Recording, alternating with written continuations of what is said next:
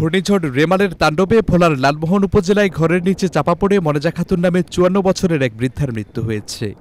সোমবার ভোররাতে উপজেলার পশ্চিম চর উমেদ ইউনিয়নের ৭ নম্বর ওয়ার্ডের আব্দুল কাদের মিয়ার বাড়িতে এ ঘটনা ঘটে।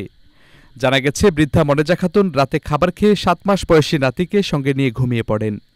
ভোররাতের দিকে ঘূর্ণিঝড়ের প্রভাবে দমকা হাওয়ায় দুমড়ে মুচড়ে যায় মনেজা খাতুনের বসতঘর। পরে স্বজনদের চিৎকারে এগিয়ে আসেন প্রতিবেশীরা। এ সময় চাপা পড়া ঘরের নিচ থেকে মনেজা খাতুনকে মৃত অবস্থায় উদ্ধার করা হয়। তবে জীবিত রয়েছে ওই বৃদ্ধার ৭ মাস বয়সী নাতি আব্দুল্লাহ।